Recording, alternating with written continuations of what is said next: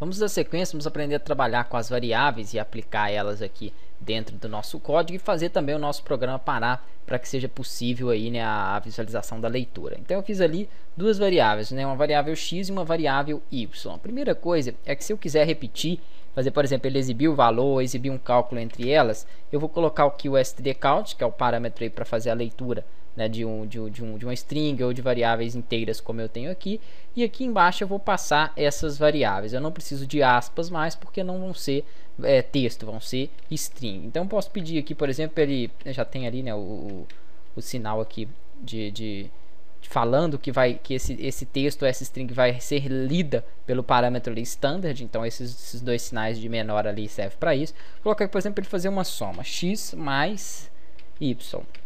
Então ele vai fazer uma soma dos dois ali. Posso concatenar isso aqui com um espaço também, ó. Coloco novamente os sinais ali de menor, eu coloco duas aspas assim, com um espaço em branco, e concateno aqui, por exemplo, com uma multiplicação. Então x vezes y.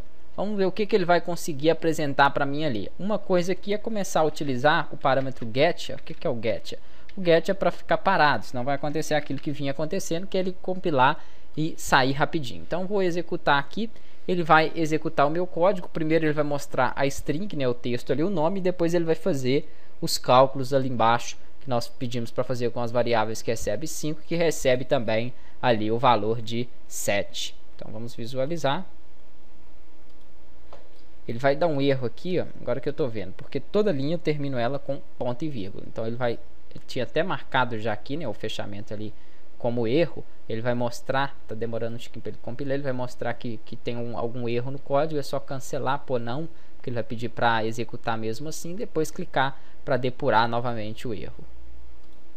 Então ele apresentou aqui da seguinte forma: o nome, e aqui ele apresentou o 12 e o 35. Não teve quebra de linha, não teve nada. Então, para melhorar um pouquinho isso aqui, o 12 no caso que foi a soma, o x mais y, e aqui um espaçozinho, ó, reparando que o espaço da string aqui entre aspas, e depois ele apresentou o 35, que foi a multiplicação dos dois recursos ali. Eu quero isso aqui embaixo, então eu utilizo o /n, como eu tinha explicado. Uma outra coisa que facilita a nossa programação é que se eu tiver diversas linhas ou diversas apresentações aqui de valores, eu não preciso de colocar, por exemplo, o std em todas, não.